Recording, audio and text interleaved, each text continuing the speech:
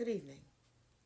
Today we're going to begin on page 104. The second day of June was their worst so far on the island. A blinding gale and snow whipped up without warning, and large drifts were building rapidly on the ice. The seas had opened up a bit in May, which raised their hopes for the ship, but now there was no open water to be seen anywhere, and the weather was nasty, cloudy, dark, drizzling, blowing. They managed to kill a few birds for specimens, but they were too thin and small to eat.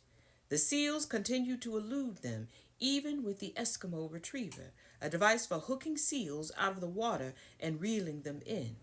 The seals were just too slippery. Even if the men were somehow able to hit one, the animal would slide off the ice into the water before they could reach it. They tried the crawling method of hunting, also inherited from the Eskimo, sliding along the ground on their bellies toward the sleeping seal, pausing whenever the seal glanced up to check for bears, as it did frequently, and then inching forward again as soon as the seal's head had dropped back to rest.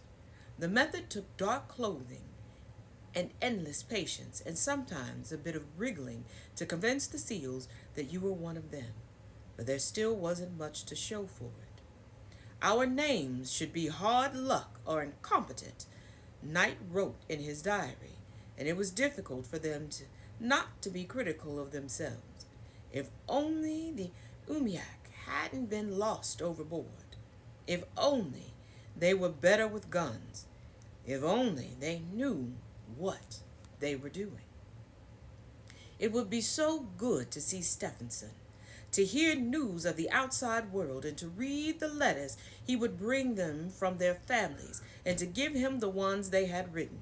It would be good to feel connected again, to feel a part of the world below, and to find out what progress Stephenson had made with the British government.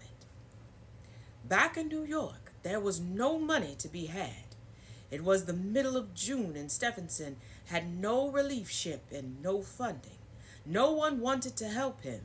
He had no borrowing power, and the Canadian government had sent no further word regarding the status of its support.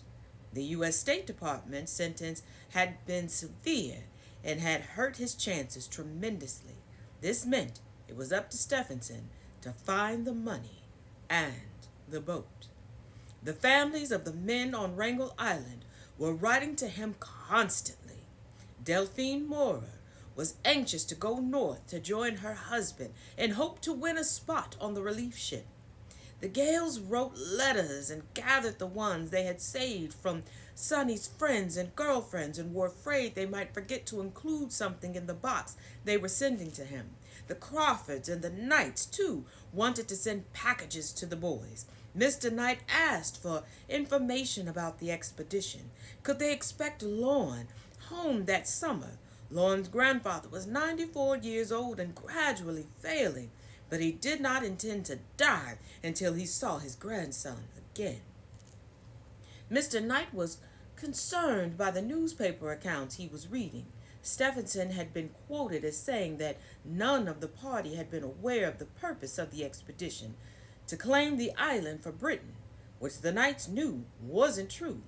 All those men well knew what they were getting into. Stephenson had made it clear to them. So why was he telling the papers something different?